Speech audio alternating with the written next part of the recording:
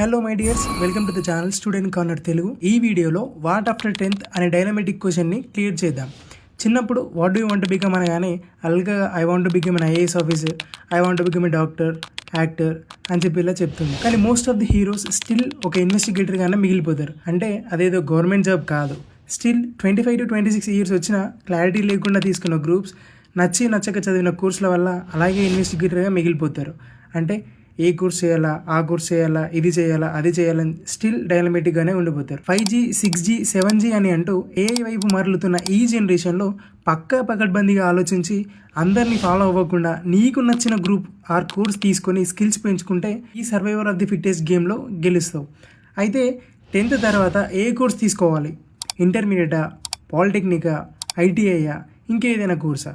ఇలా అందరి స్టూడెంట్స్లో మరియు తల్లిదండ్రులలో ఉండే ఫస్ట్ టెన్షన్. చాలామంది ఫ్రెండ్స్ జాయిన్ అయ్యారనో లేదా తమ్ముడో అన్ననో తీసుకున్న గ్రూప్లో జాయిన్ అవుతారు.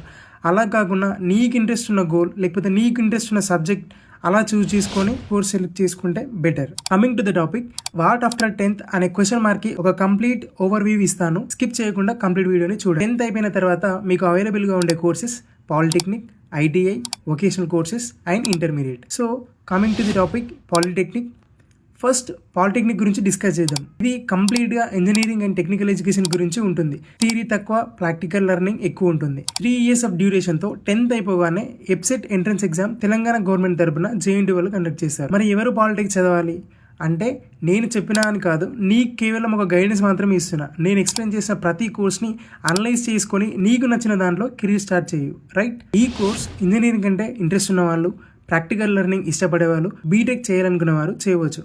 3 years ఆఫ్ డిప్లొమా అయిపోయిన తర్వాత లాటరల్ ఎంట్రీ అంటే ECET ద్వారా బీటెక్ సెకండ్ ఇయర్లో జాయిన్ అవ్వచ్చు.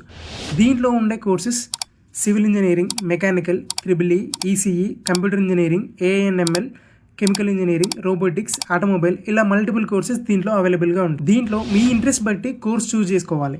డిప్లొమా అయిపోయిన తర్వాత కూడా గవర్నమెంట్ జాబ్స్కి అప్లై చేయొచ్చు. Like DRDO, railways, ISRO, BHEL, NTPC ఇలాంటి ఆర్గనైజేషన్స్లో నోటిఫికేషన్స్ వస్తాయి, చూసి అప్లై చేసుకోవచ్చు. లేదా ఫర్దర్గా ECET రాసి బీటెక్ తర్వాత MTech అలా హైయర్ గ్రాడ్యుయేషన్ చేసి ప్రైవేట్ సెక్టార్లో రిలేటెడ్ డిపార్ట్మెంట్లో జాబ్స్ సంపాదించవచ్చు. Next coming to the topic, ITI అంటే ఇండస్ట్రియల్ ట్రైనింగ్ ఇన్స్టిట్యూట్.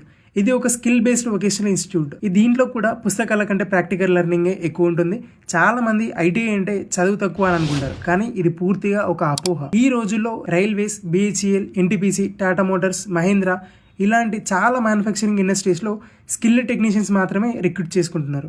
మీకు త్వరగా జాబ్ రావాలి, నేను హయ్యర్ ఎడ్యుకేషన్ చదవలేను, నాకు ఫైనాన్షియల్ ఇబ్బంది ఉంది అని అనుకునే వాళ్ళు ఈ కోర్స్ చేసి స్కిల్ అప్ అయి ఏదో ఒక ఇండస్ట్రీలో ఎర్లీగా జాబ్ సాధించవచ్చు. దీంట్లో ఉండే ట్రేడ్స్ చూద్దాం. దీంట్లో 2 types ఆఫ్ ట్రేడ్స్ ఉంటాయి, engineering trades, non engineering trades. So engineering trades చూసుకుంటే electrician, fitter, welder, turner, diesel mechanic, instrument mechanic, machinist, refrigerator and air conditioning, ఇలా చాలా ట్రేడ్స్ అవైలబుల్లో ఉన్నాయి. టాప్ ట్రేడ్స్ వచ్చేసి electrician, fitter, diesel mechanic, welder, వీటిని top ట్రేడ్స్గా చెప్పుకుంటాం. నాన్ ఇంజనీరింగ్ ట్రేడ్స్ వచ్చేసి stenographer, computer operator and program assistant, drone technician, radiology technician, health sanitary inspector. ఇవి ఇంజనీరింగ్ మరియు నాన్ ఇంజనీరింగ్లో ఉండే ట్రేడ్స్. ఈ కోర్స్ ఎవరు చేయవచ్చు? సాధారణంగా 14 years దాటిన వాళ్ళే దీంట్లో ఎలిజిబిలిటీగా పరిగణిస్తారు. 10th పాస్ అయిన విద్యార్థులు లేదా 8th పాస్ అయిన వారికి కూడా దీంట్లో ఎలిజిబిలిటీ ఉంటుంది. డిగ్రీలు, PGలు నాదని కవరా బాబు అనుకునే వాళ్ళు, సింపుల్గా ఏదో జాబ్ చేసుకుంటా అనుకునే వారు కూడా దీంట్లో జాయిన్ అవ్వచ్చు. ఎర్లీగా జాబ్ సాధించాలనుకునే వారు కూడా దీంట్లో జాయిన్ అవ్వచ్చు. కోర్స్ డ్యూరేషన్ చూసుకుంటే కొన్ని ట్రేడ్స్ 6 months to 1 year ఉంటాయి, రిమైనింగ్ ఆల్ 2 years ఉంటాయి. దీనికి ఎలాంటి ఎంట్రన్స్ ఎగ్జామ్ ఉండదు. 10th merit based seat allotment చేస్తారు.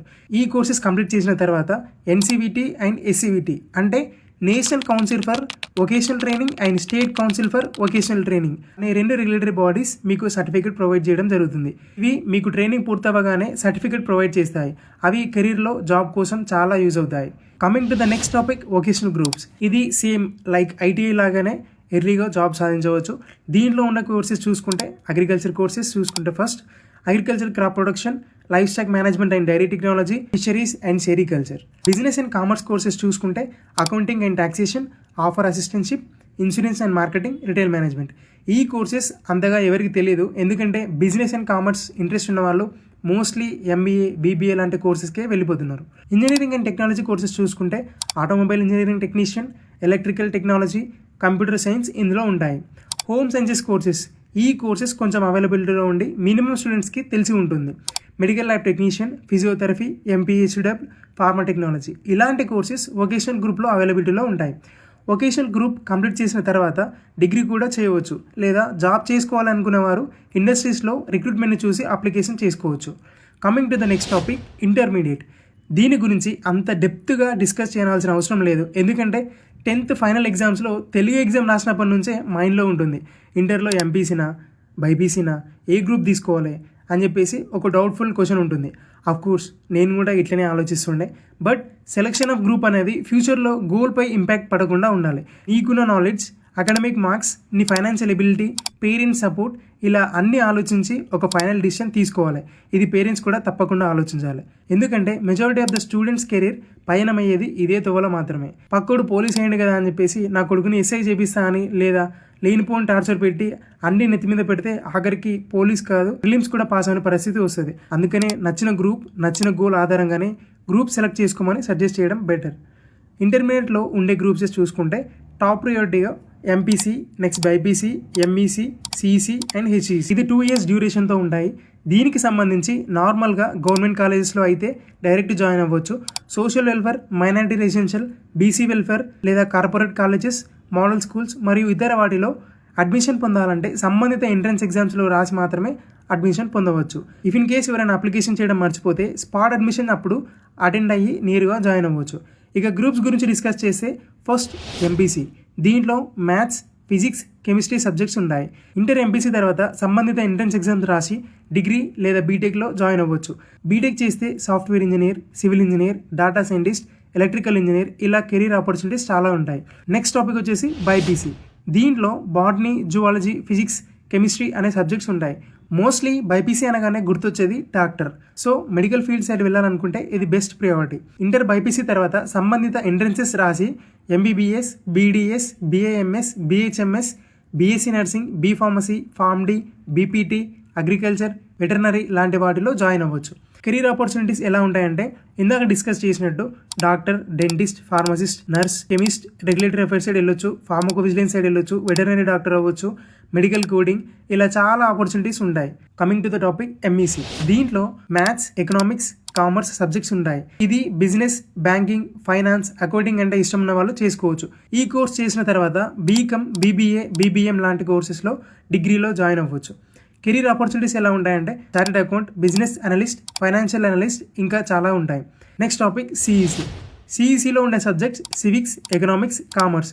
దీంట్లో సేమ్ లైక్ ఎంఈసీకి ఉన్న కెరీర్ ఆపర్చునిటీస్ ఉంటాయి, బట్ ఇది ఎల్ఎల్బి మరియు లా చదివే వాళ్ళకి ప్రత్యేక కోర్స్ అని చెప్పవచ్చు. Career opportunities lawyer, banking side వెళ్ళొచ్చు, సివిల్ సర్వీసెస్ రాయవచ్చు, గ్రూప్స్, ఇతర ఎగ్జామ్స్ రాయవచ్చు.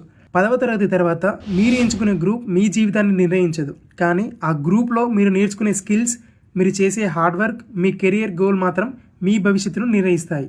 కాబట్టి ఫ్రెండ్స్, రిలేటివ్స్ లేదా ట్రెండ్ చూసి గ్రూప్ ఎంచుకోవద్దు. మీ ఇంట్రెస్ట్, మీ ఎబిలిటీ, మీ గోల్కి సరిపోయే గ్రూప్ని ఎంచుకోండి. Thank you for watching. Please do like, share and subscribe.